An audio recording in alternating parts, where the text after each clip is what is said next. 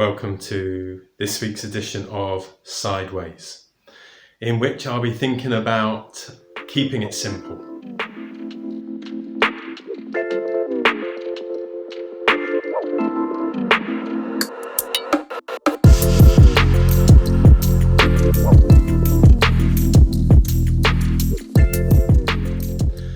So over half term, I decided to go camping with my son, which was very lovely. I've just been drying out some of my gear, waterproof trousers, even the rucksack got pretty soaking. Not to mention the tent itself. It was very wet in Wales. And we decided to keep it simple. And what that meant was there was no electric hookups. In fact, there was no hot showers. In fact, there was no hot water. To tell the truth, there was no water. And also there were no toilets. So yeah, it was very, very simple. We thought we'd keep it basic. But actually, keeping it so simple created quite a few problems. It wasn't easy. We discovered, of course, where do we get warmth from? Where do we get light from? So had to make fires. You may or may not want to know about how we went to the toilet. I probably won't say any more about that. How do we prepare for the lack of clean water?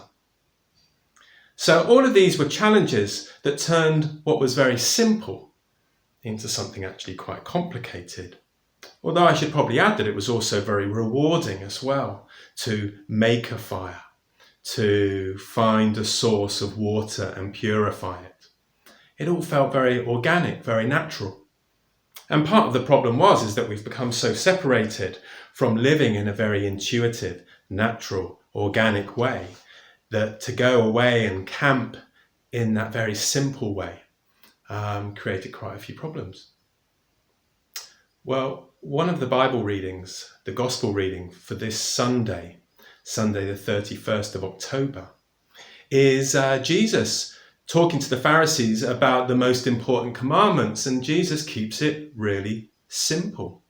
He says there are two. Love the Lord your God with all your heart, with all your mind, with all of your soul, and love your neighbour.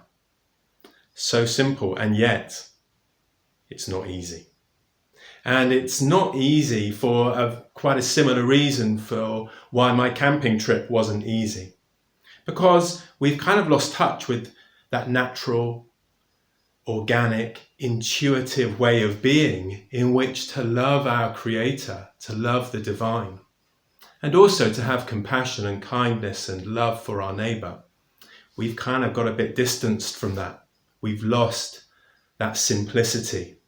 And so when we are instructed in a very simple way, love God, love your neighbour, it can suddenly feel quite difficult. So in order to make it easier, what we need to do is not to rely on our own strength, on our own wisdom, but to pray and rely on God through the Holy Spirit to guide us, to give us wisdom, to give us compassion and kindness towards those around us. Because how do we love our neighbour? Our neighbour who might be homophobic, who might be racist, with whom we might disagree on any number of things. And how exactly do we go about loving God as well? What does that mean? What does that look like? What does God require of us? Again, it sounds very simple, and in some ways it is very simple, but it's not easy. So I would encourage you this week to think about whether you can make life and make your relationship with God more simple, but not to confuse that with it becoming any easier, but maybe to embrace one or two of those challenges. Just like the challenge I had of making a fire in the rain or finding fresh water. Perhaps your challenge this week can be to think and to pray about what does it mean to love God and to love your neighbour. Thank you.